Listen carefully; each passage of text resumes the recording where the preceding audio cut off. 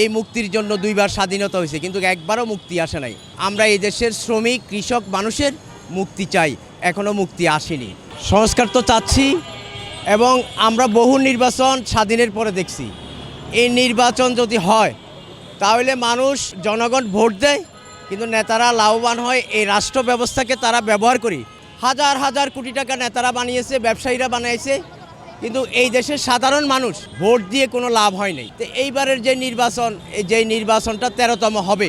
অতীতে তো এই 13 বার বাংলাদেশে নির্বাচন হয়েছে, সাধারণ মানুষের কি হয়েছে?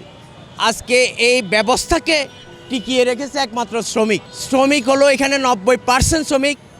এই শ্রমিকরা তারা যে উৎপাদন করে, এই উৎপাদনের তারা শ্রম দিচ্ছে, এই শ্রমের যে টাকা, এই টাকাকে সংসদে তারা ভাগ বড়টা করে খাওয়ার জন্য, লুটপাট করার জন্য এই নির্বাচন ব্যবস্থা।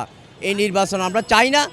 আমরা চাই পূর্ণাঙ্গ সুন্দর একটা সংস্কার হয়ে সাধারণ মানুষের যাতে মুক্তি আসে। এই মুক্তির জন্য দুইবার স্বাধীনতা হয়েছে, কিন্তু একবারও মুক্তি আসে নাই। এই জাতীয় নেতারা এই সাধারণ মানুষকে, এই দেশের মানুষকে ধোঁকা দিচ্ছে বারবার নির্বাচন দিয়া। আমরা এই ধোঁকা চাই না। আমরা এই দেশের শ্রমিক কৃষক মানুষের মুক্তি চাই, এখনও মুক্তি আসেনি। আমরা সংস্কার চাই, নতুন সংবিধান চাই। এই সংবিধানের কারণে আজকে এই পূর্বের যেই সমস্ত রাজনৈতিক দলগুলো তারা দাঁড়িয়ে আছে। আমরা চাই নতুন সংবিধানের মধ্য দিয়ে বাংলাদেশের জুলাই গণ অভ্যুত্থানের যোদ্ধাদের স্বীকৃতি এবং এই রাষ্ট্র ব্যবস্থার পূর্ণাঙ্গ সংস্কার চাই।